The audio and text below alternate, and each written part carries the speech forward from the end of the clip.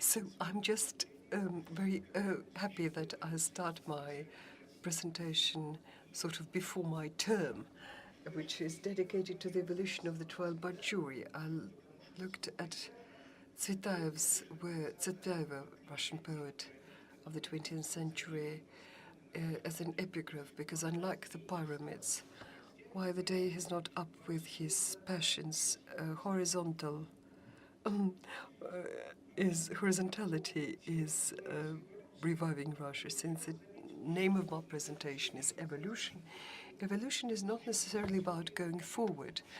Theory is on that man didn't evolve from apes, quite the opposite, from some supreme beings that were larger and smarter and had more telepathy, and then degraded. And this way, evolution works in two ways.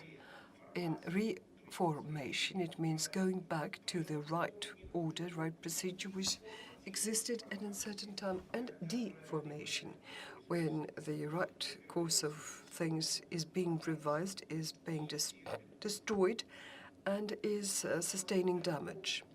Since our statehood in Russia and in science, there are some doubts about this. I would put it this way, that there are two ways. This is a system. And there is two systems, like Shafinsky system and trial by jury. There are in-between forms, such as the assizes in France and or the Kazakh trial by jury. But in Shafinsky, in old German law, it is the judge and they take counsel together. And in the court of jury, it's the other way around. It is the judge and the jury have each their own competence. Sometimes they say that the judge looks into law and the jury looks into facts.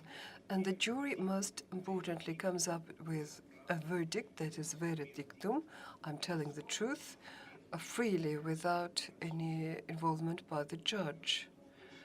The juries, trial by juries, there are a lot of varieties of trials by jury, but there are three important varieties around which all the other variants and options may weigh.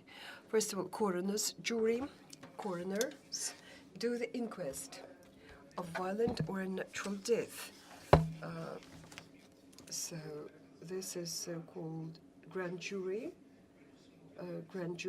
which is provided for by the Constitution of the United States, which looks into criminal courts.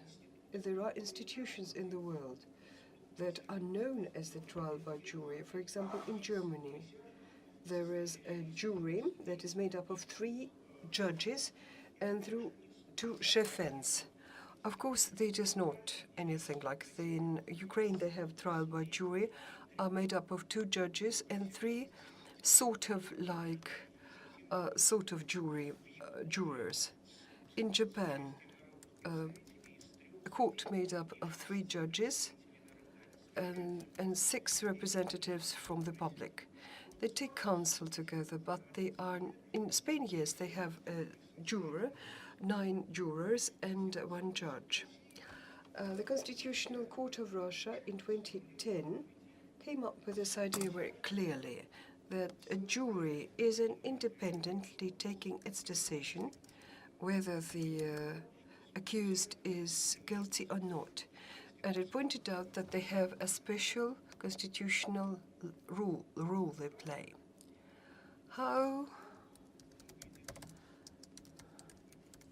What does it all look like?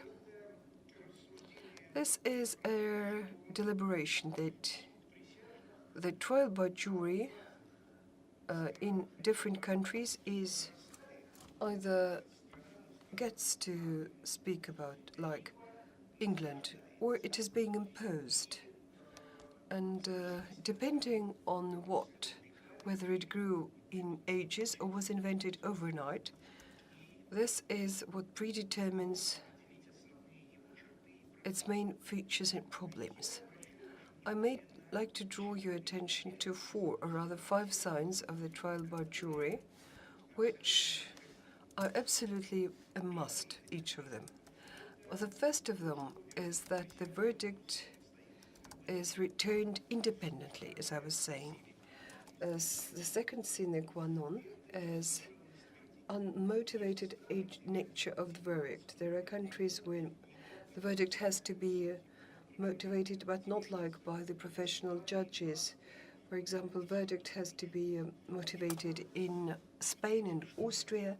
Thirdly, what matters that it cannot be overturned.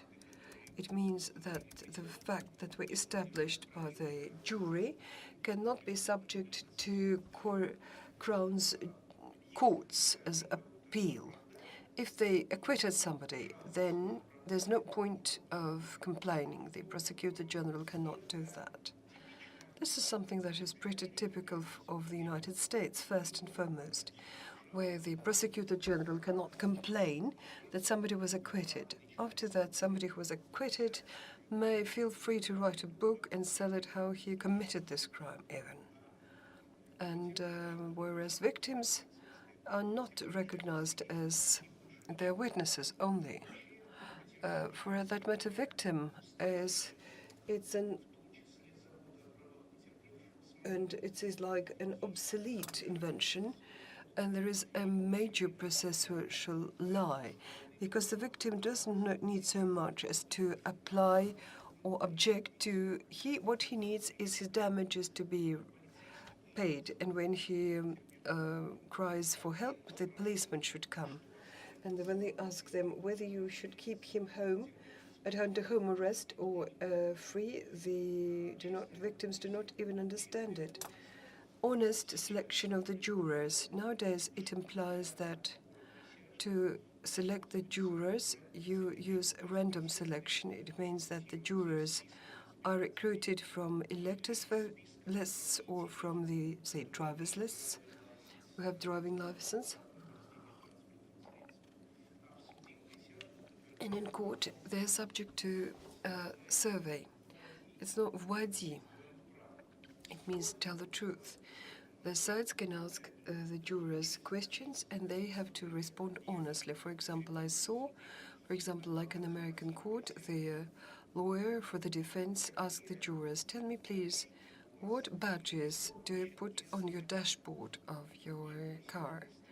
And the jurors tried to recall who has like St. Nicholas, others have ladies like undressed, others like signs about black race forever, and something like this. In this word, the defense could select who need to be exempted from participation.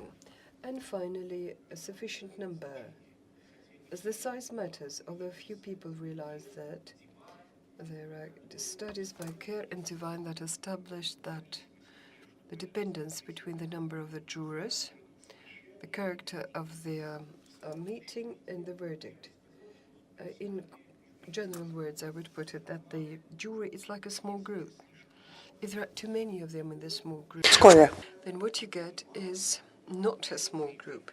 You get the effect of a crowd, of a mob, which is very different. If there are too few, then they also stop being a small group, and they behave like just regular judges, and that's not so good. In 1978, the Supreme Court of the U.S., on case Bellieu against Georgia, Georgia is not about, it's the state of Georgia in U.S., found out that the jury made up of 5 jurors.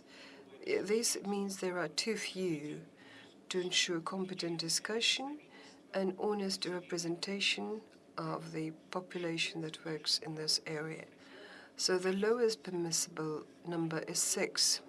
But I would like to add upon that the fewer jurors sit on the jury, the more requirements are for the majority that returns a verdict.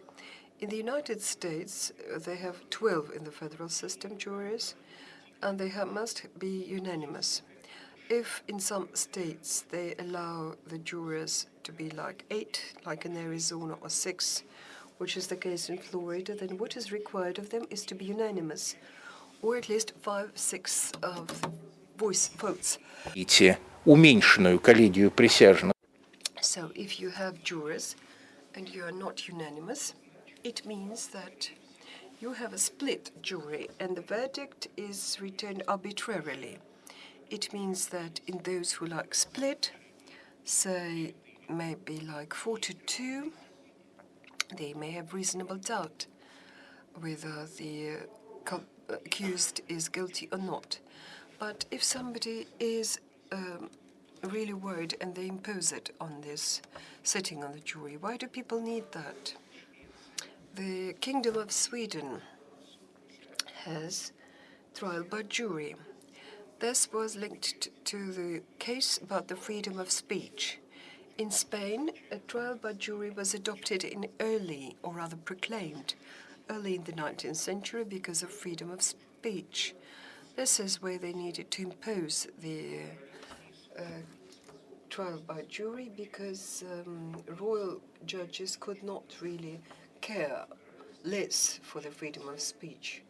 In the Kingdom of Sweden, it is at the level of tingsrätt. Tingsrätt, it's translated in many ways, but tink is a gathering of free men.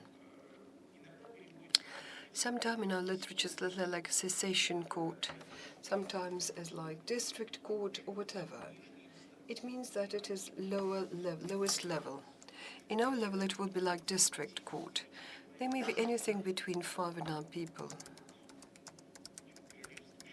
This is the Kingdom of Sweden. They have their own. In Scandinavian countries, it's known in Switzerland. It used to exist in Denmark, but it went, and now they have also in Norway. But Denmark no longer has it. But a bill is adopted in transforming the trial by jury into the court by chefs. In Russia, trial by jury appeared in 1864. That is the usual way to say. It has to do with the reform of the liberator Tsar, Alexander II. But it's clear that in this sense Russia could be no different from Europe, even in the Russian Pravda, Russian code, legal code. Why? Why is it? Because Yaroslav and those Rurikid dynasty brought from Scandinavia. They were Vikings, as you remember. And Yaroslav... And Yaroslav, in the Scandinavian epic, in the Scandinavian tales, is known by the name of Yarid Slave, who has participated as the umpire and an arbiter in the Russian matters. Then Russia had all chances to get a trial jury if it were not for Peter I, whom I would rather not call Peter the Great, who ordained that there would be no trial and all matters had to be taken care of by investigation, which indeed supplanted trial jury with the investigation and the so-called mayoral commissions and the Preobrazhensky College. Alexander II started by having not a particularly good heritage. When Nicholas the First died, when he was on his deathbed, having lost the Crimean War, he called Alexander II and said that I am leaving you the post not in the greatest order. And to Nicholas I, the Russian autocracy was like a post. So Alexander II published a manifesto which had beautiful words. May truth and fairness reign in courts. So this is the phrase that he put into the decree. For this idea to take root, Alexander II resourced 800,000 golden rubles, which was an enormous sum of money, because at that time one could buy a full battle horse for 70 rubles. So these monies were introduced into the legal system, or the court reform, which unfortunately were ill spent. Alexander II understood that it was the time to start the structural reforms. He invited young people and such who were not even jurists, such as Zarudny, who was not even a jurist but an architect, and he ordained to establish new structures within the Constitutional Commission. And on November 20th of 1864, the Tsar ordained to establish in Russia the court just, clement, and equal for all the subjects.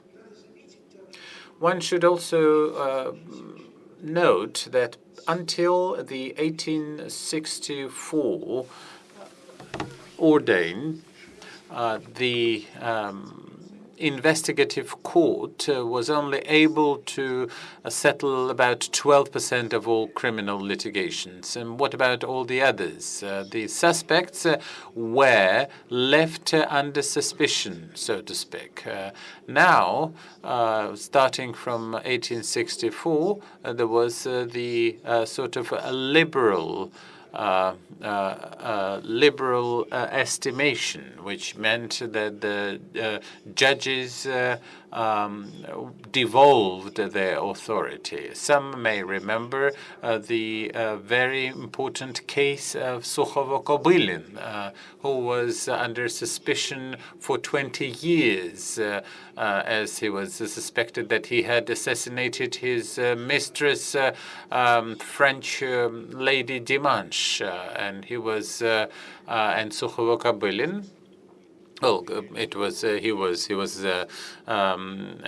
was a suspicion that either him or one of his serfs killed the French woman. But on the basis of his tribulations, he wrote several plays, including the death of Tarelkin, and this Sukhovo-Kobylin hated the bureaucrat so much when the court bureaucrat was going across his lands, he was chasing him away. This is how he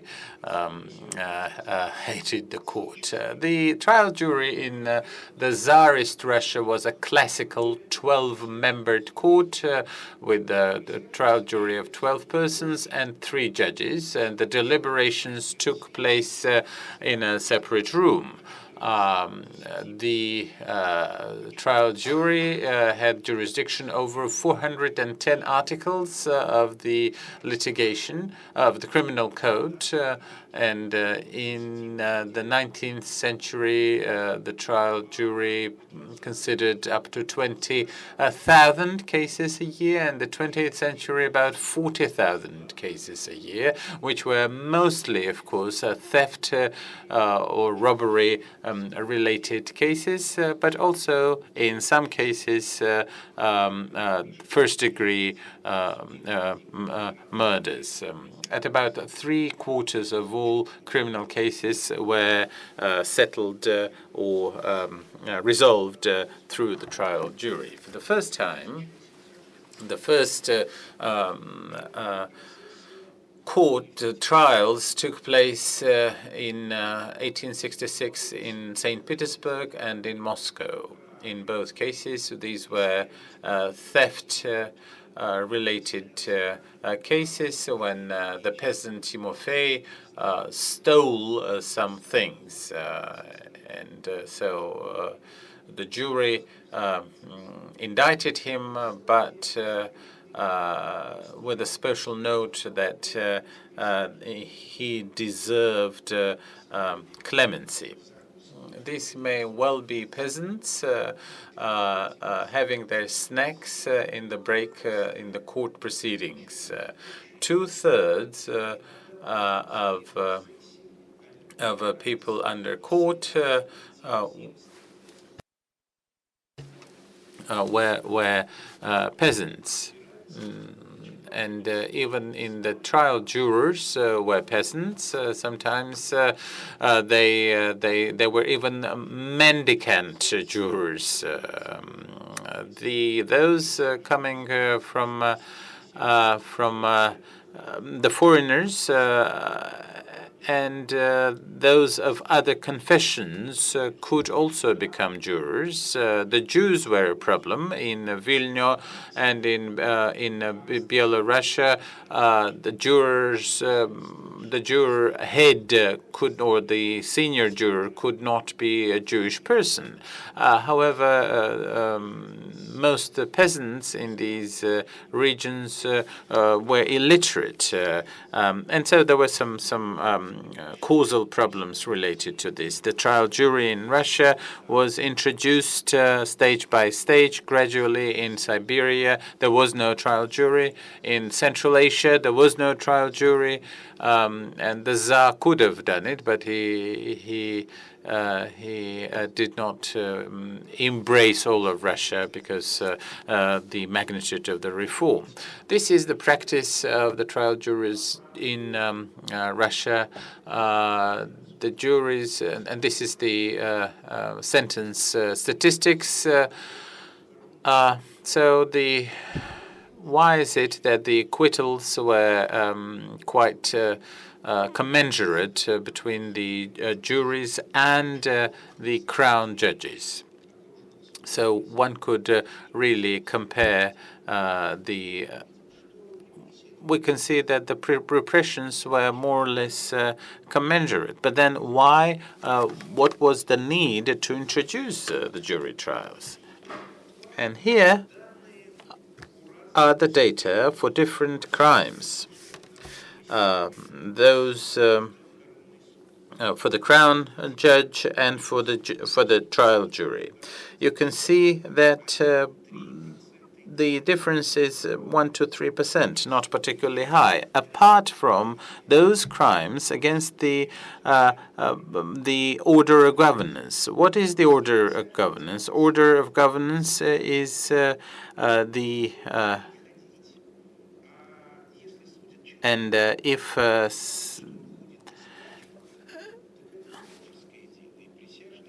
the juries were acquitting those who traveled without any documents, without passports for that matter. And the second category were the office-related abuse, such as negligence and abuse of power. The juries were acquitting up to 70%, and the crown judges only 25%. So here we have a 2.5-fold difference. So the juries were giving a feedback to the state. The juries saying that there are crimes which are not punishable in our eyes. The great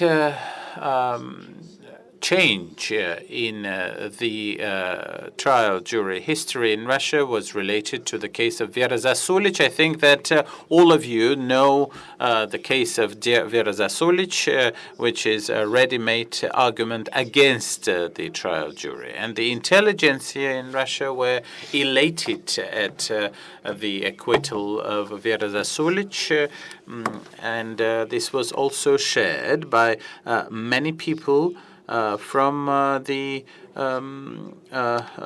Russian nobility. And Alexander Alexei Fedorovich Kony was presiding judge, and the chamber officer of His Majesty sprang to his feet and shouted "Bravo" for the jury when Vera Zasulich was acquitted for the assassination attempt against the governor. There was this shot, and the governor was killed as a game. But after the case of Vera Zasulich, the counter-reform started, presided by the Minister of Justice Palin, Count Tolstoy, Minister of Interior Affairs, and of course the Pobyedonostsov, the procurator of the Holy Synod.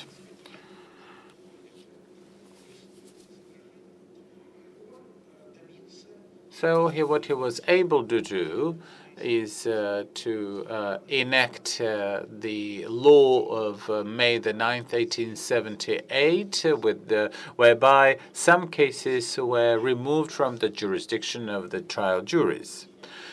Then in his report, he condemned the trial juries insofar that they're not in conformity with the Russian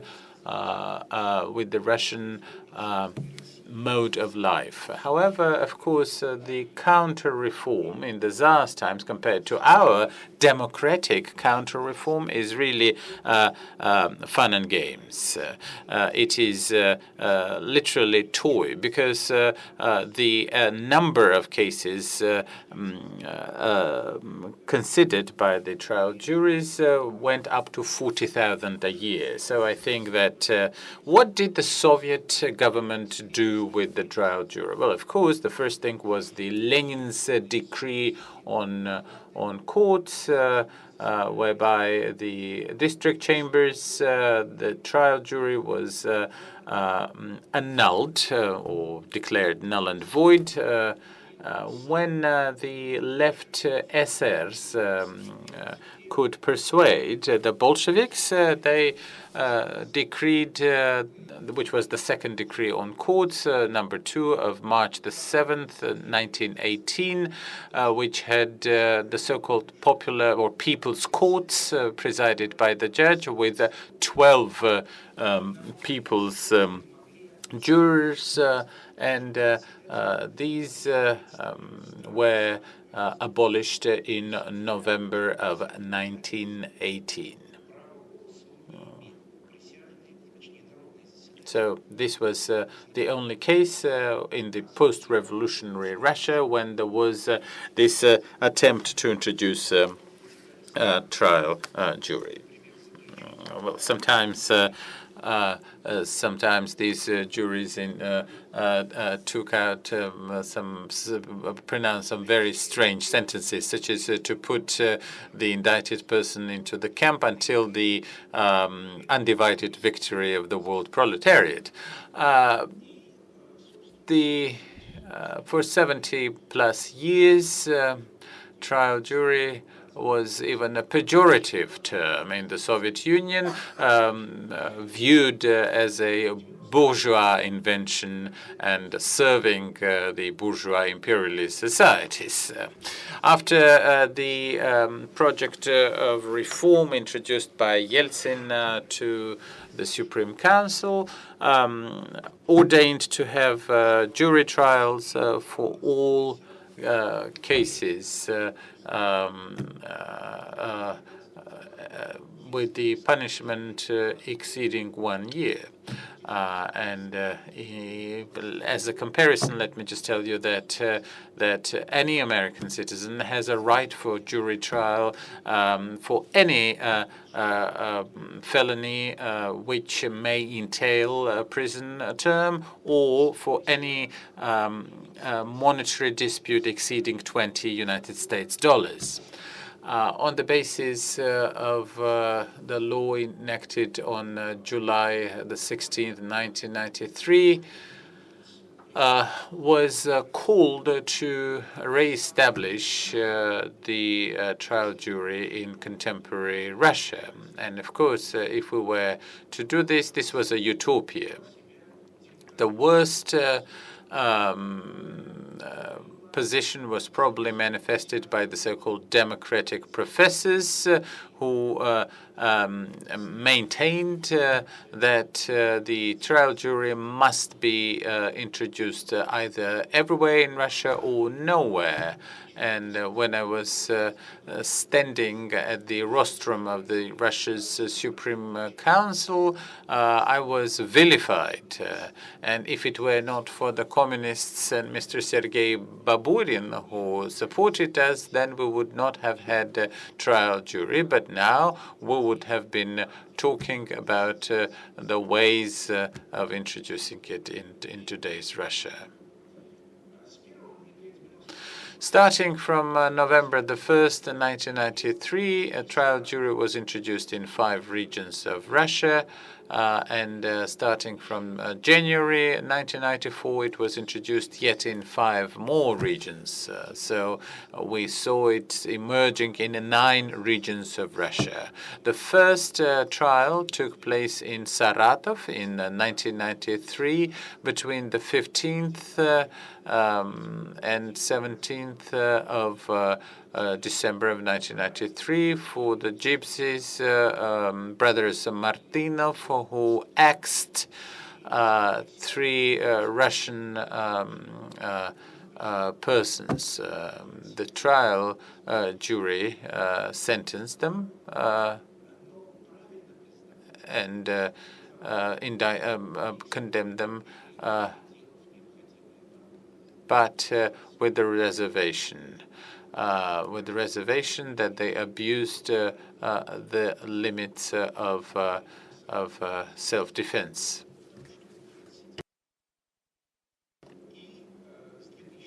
So starting from 2010, in about 100 regional courts, a trial jury was introduced. There was a plan for 2007, but the Chechen Republic was lagging behind. Nowadays, the trial juries exist everywhere except for, as you understand, in Crimea and in Sevastopol, but they say that next year it will be introduced there too. This is how the trial jury works in contemporary Russia. I believe that we need to say a few words about the so-called extreme points. If you look at the statistics, you will see that never was the Russian jury consider of 1,500 cases. So always under 1,500 cases. We have 770,000 cases last year. And the jury trials did not consider more than 1,500 of these. And the acquittals, I have read some writings that there are about 40% of acquittals. No, this is wrong. The maximum, the extreme point as the acquittals by the jury trials in Russia is 25% and no more. This is a part of the graph related to 9 courts. Here we see the growing number of cases, and in 100 courts, so the number of cases was going down, even though the number of jury courts increased. So 100 courts nowadays, and the number is only 217. So what do we have? Instead of a tenfold increase, we only have a 0.3 increase, which certainly needs to be commented upon. This is yet another graph with the purple and the red. and the green for the condemnation, conviction for the red, and the acquittal for the green. In 2016, 13% were acquitted, and in the first year, when there were 173 cases, 18% were acquitted. Nowadays, it may well be illustrative to show some peak points with respect to trial juries. So why is it that the judges supported re-establishment of the trial juries? The Judge Council proposed. What was the first argument? We are sick and tired of being the minors. May the attorney prosecutor work, and we will just be deliberating.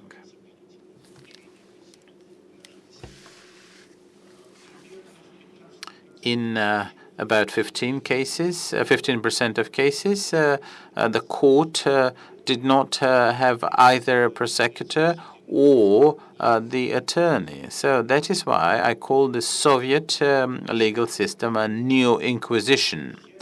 The second argument of the judges, short sentences. I have been in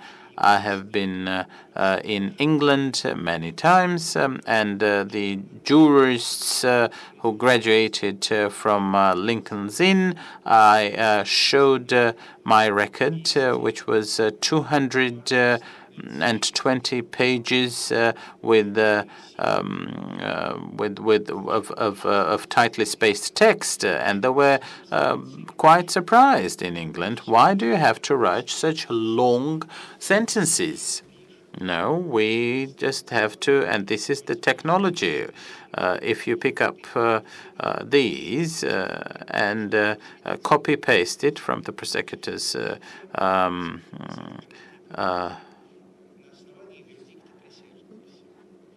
verdict.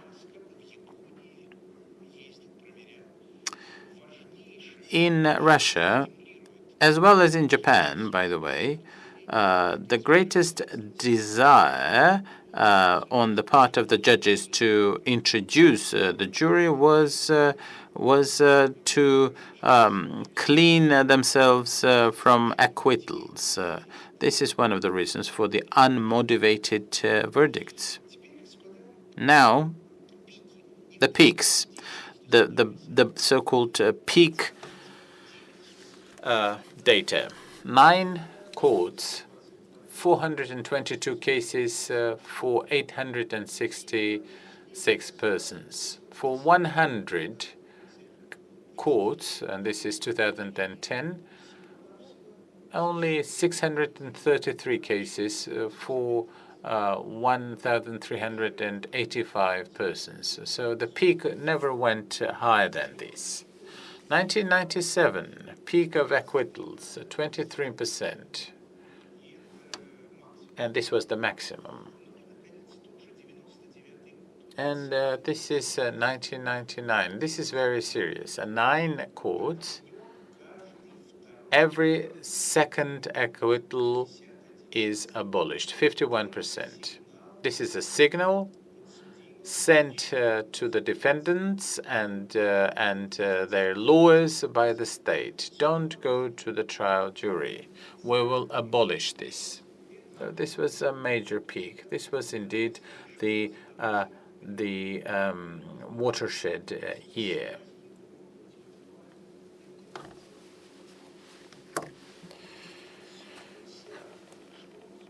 Trial jury, what has it given us? Well, first of all, this is, in my view, the working model of the competitive trial. What did we receive as a result? Well, first of all, courts stopped practice of criminal litigation. When Mr. Bastrykin or Mr. Remeskov now speak for the additional investigation. They have to return the cases. If you have started the trial, you have to finish it.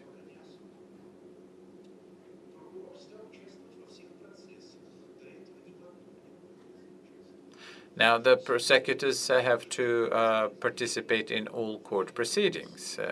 The judges stopped reading the prosecutor's statement.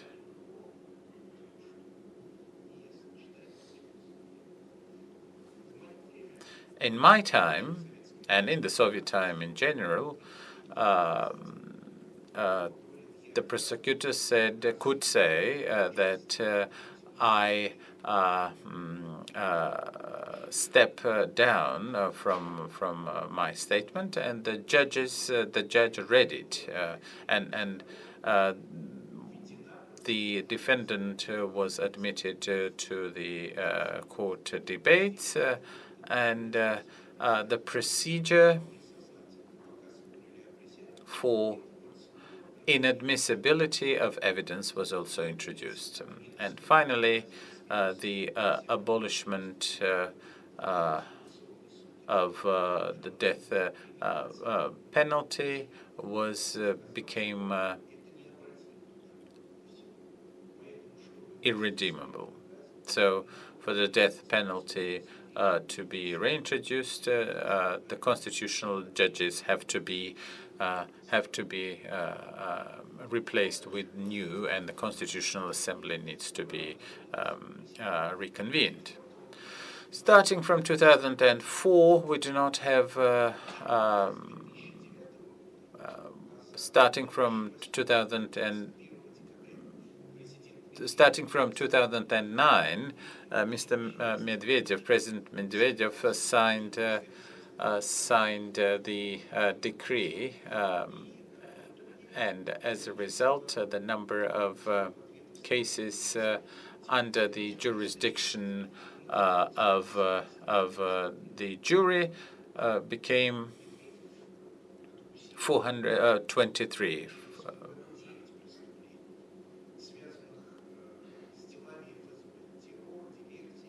And he took out from the jurisdiction of the trial jury 9 crimes: terror, treason, mutiny, espionage, and mass riots. By the way, starting from 2008, the jury trial did not consider any.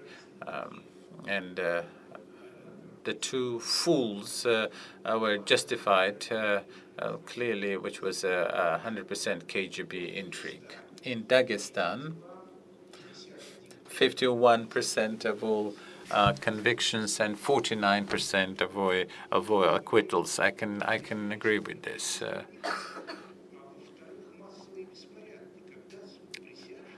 When the trial juries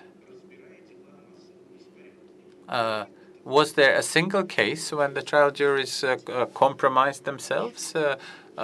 And the Bolotnaya Ploshchad or the Bolotnaya Square events were as yet to follow.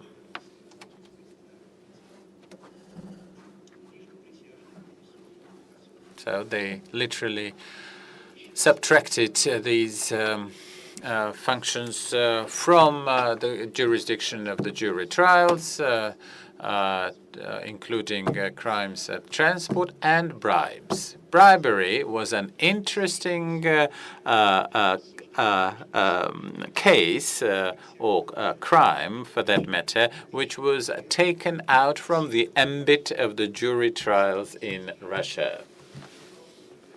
When Lieutenant Colonel of the Ministry of the Interior was tried for procurement orders, and he was bribed, provoked by an agent of the FSB. FSB agent sort of tried to give him a bribe. So 2 jurors were entrepreneurs, and they were just unanimous in saying the right kickback is only 10%, whereas he wanted only 7%. He's just a holy person. He needs to be acquitted. So the jurors understand the way it should work, you know.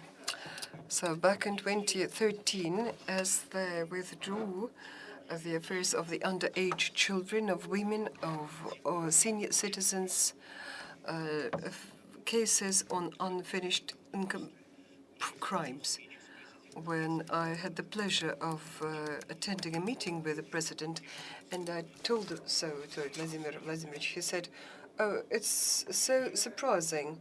I've been signing so many laws. Maybe I missed it." But no further orders followed. The thing is that the Constitutional Court, as it looked into the complaints about these withdrawals, decided on the case of terror, that terror and those 9 corpus delicti that were withdrawn by Medvedev were done properly, in the right way. The Constitutional Court said there are inalienable rights by the Constitution, and there are others that could be withdrawn, and the right to be tried by the jury is one of those alienable sort of rights that could be withdrawn. So the Constitutional Court on Nanchi case, where there were 57, the 58 died in the detention. They wanted trial by jury. First they were allowed, then they withdrew. The Constitutional Court said it's right, because it's something that could be alienated as a right. On the cases of the underage criminals, the Constitutional Court said, yes, that's right.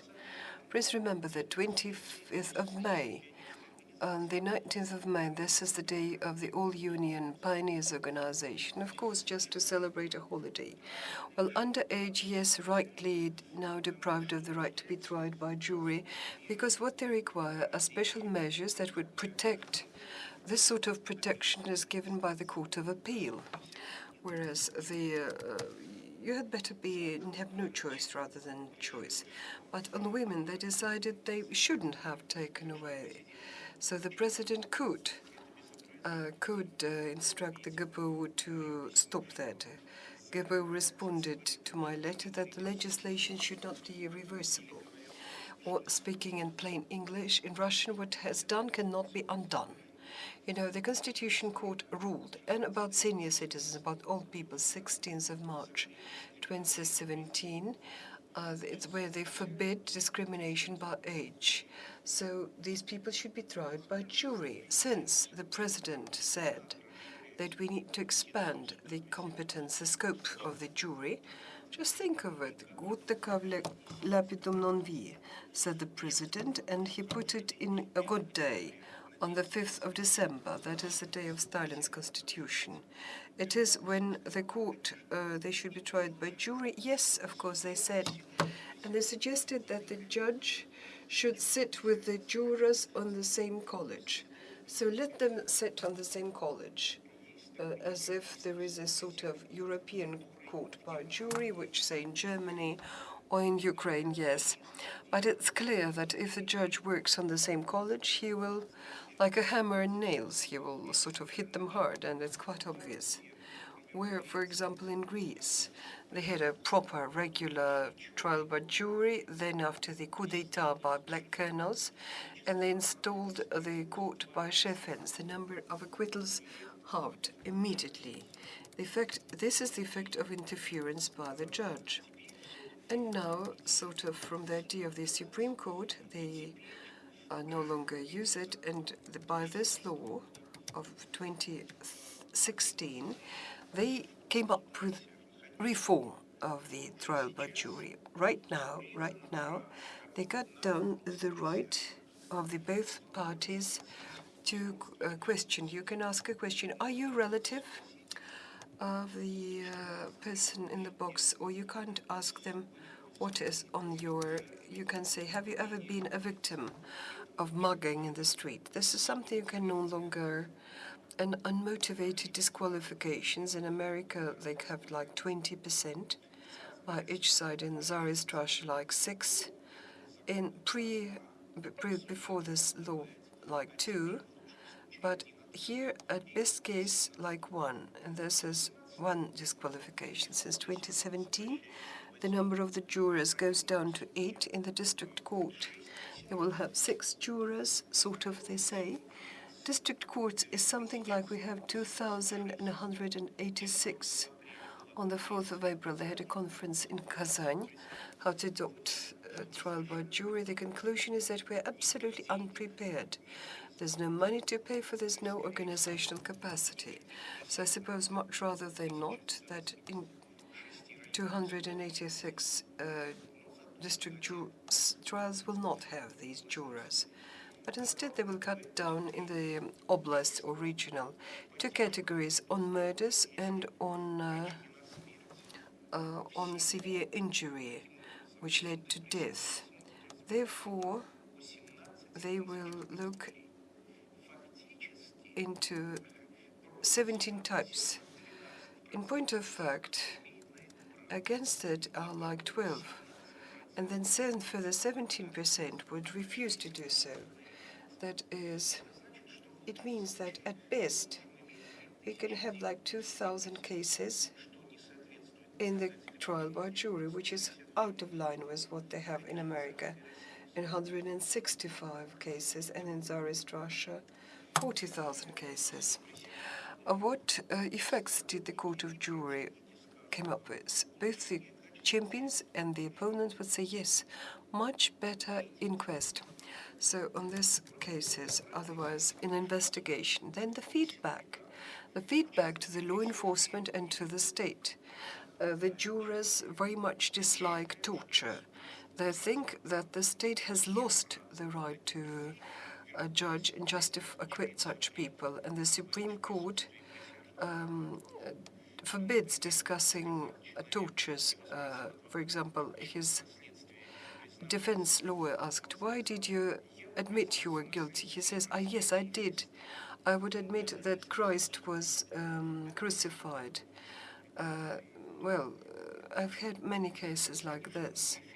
This is certainly nullification of the law, when the jurors see a crime but do not think it necessary to punish for this crime and acquit a person. One of the most popular cases in the literature, this is a case by Kraskina in Ivanova. But there are other cases, for example, a case by Khokhulin in Bryansk. His car was taken away by the police. They took him to the district precinct. He attacked one of them. He knifed one of them, killed him, and then wounded.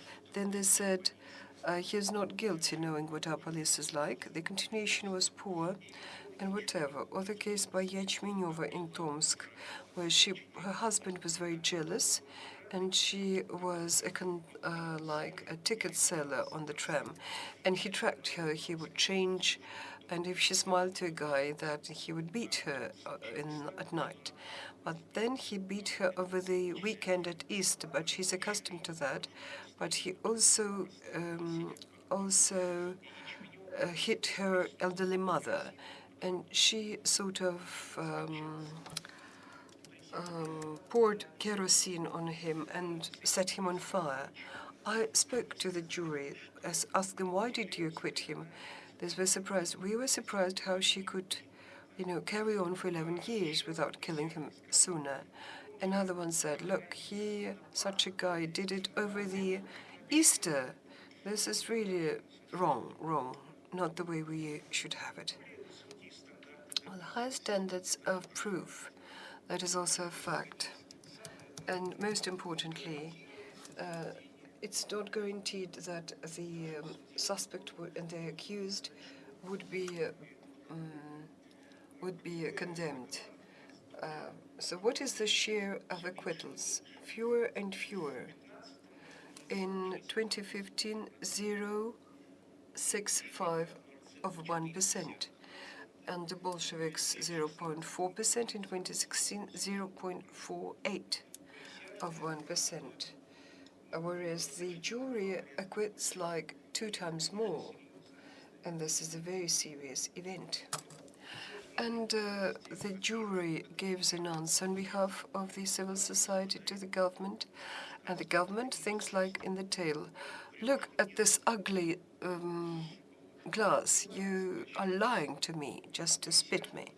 So, okay, they try to convince the accused to say no to the trial by jury, and it is the investigator who seeks to, and then the defense lawyer, strange as it may seem. Why? For two reasons. The investigators are lazy, they don't want to work, and I can remember my cases. Well, what about capital punishment? And the lawyers keep just winking, writing notes to each other. They don't know the case. They're not convinced about they don't remember properly the name of his client, and know that because of the efforts of the Supreme Court, it became impossible to really defend somebody. I give it to my students the speeches by Plevako and said, tell me please, how much of this he could say now in today's court? And the students are horrified to see that further says, well, distinguished members of the jury, this is the only thing you can say. You can't vilify the expert assessment, you can't speak about torture, you can't say that the investigator conducted the investigation in the wrong way. Nothing can be done. And there are procedures in place of adopting the trial by jury, and their selection instead of there is quite an official thing. What is it? I'll put it this way. The prosecutor sometimes, on the next day, ask questions. Hence, it follows that he heard what happened in the room for conference where they were supposed to take, for example, the prosecutor general, unlike the lawyer for the defense, knows the addresses of those who sit on the jury, their relatives, administrative violations, and holds this trump up his sleeve. And he says, okay, you're acquitted, but your nephew and was tried. So it's, well, when they can disband, they cannot speak about torture and other. It's very queer how the like a case in Rostov, the defense lawyer said to the jury, look, I want you to give me a verdict for equity. Whereas the chair said, why is it? Yes, you cannot. And when they looked at the case, the murder of the Tajik girl in St. Petersburg, the judge would say, you will be tempted to follow your human feelings, but never follow your human instinct. How people cannot do it, I do not really know. Many times they reversed the acquittal sentences, which is impossible when they did it. I know 3 times.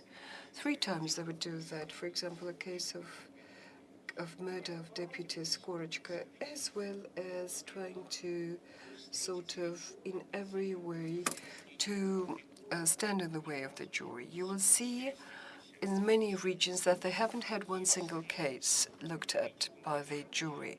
And if it's a big, well-populated region, then usually it's not every judge who can do it, but it's only 1 or 2 who don't really care. And in this way, the colleges do not know what it's all about, and they look at them like those with lepra. They're doing the wrong thing. We are really writing cases, and they're doing God knows what. And the local out-of-law illegal practices. For example, the jury in Yakutia is not what you have in European Russia. And there are ways to come up with a group of jurors that are law from legal ways. Well, another poem I wish to quote by Igor Severyanin, the king of poets. Hardly. But who are the judges? Are they the serfs or are they wise? And there is an answer to this question. We should understand who our judges are. I assert that their legal conscience, our legal conscience, is characterized by 4 main features, such as that is known as the good with fists. I remember the defense lawyer in Saratov when we came up to the lawyer, to the judge. He says, "Look, okay, you withdrew something. It is a case about drug addiction. They seized something white and then they examined something green, and the judge at the sandwiches and says, 'But yours, did he make porridge out of it?' Well, okay, he got the term. Be it white or green, who cares? It's just a question to be asked to the. Of course, they are prone to make verdicts that condemn. Look at literalism. If you look at the right to defense, read item 19. You'd better read it from the end. There are 21 items there. And you would be surprised to see that the Supreme Court explains it to the judges that if one in the box is acquitted, please don't cancel this for reasons because his rights were violated. Some of our judges, when they see it, they cancel this. They put it aside because indeed he didn't get the last word. Think of it. Well, so he would be looked at, reviewed, but okay, but they will give him the last word. Our judges need to have special explanations for that. And of course, something of the formal theory of proof. For example, Judge Yegorova, who is chair of Moscow City Court, and this is published, and she never challenged that, if your word is against the word of the policeman, we trust the policeman. Whereas if you want to be trusted, you have to prove. So here we have something like remnants of the formal theory of proof, where the opinion of a person in law enforcement counts much higher than that of a person in the street. And second, you have to try to convince us that you are innocent rather than we have to do it. What was the point of trial by jury in 1993? Well, trying to infect the system with the air of the spirit of competition, make a competitive process. And this is something that really happened in the legislative level. But competitive nature is just a machine. It's just a Western person who believes in just machines and cars. We rather more believe in people. Things are more built on relations between humans. Competitive nature is criticized from both ways. Adversarial nature. Some people say it's not so good because it's not the one person who's right, but the one who knows the ways, who is richest. That's why Professor Ovchinsky writes, we should create a cameo process, that is to apply what is known as narcotic drug of truth. Then we'll have no problem about fact-finding, and other people say they take into consideration the interests of the victim and others. That's why we should substitute it with mediation. So adversarial nature of the court is being widely criticized. The problem is that we need, instead of process when they write off cases and our judges work over hard, we must move to the culture of court investigation. And this is what the jury do. And of course, trial by jury, it's a way that is a very important way to improve the quality of the preliminary investigation. Given that we'll have a lot of trials by juries, several dozen thousand, if there's just like a natural reserve, there's no such thing as about the quality of investigation. It will not impact it altogether. And I'm ready to take your questions now. Thank you.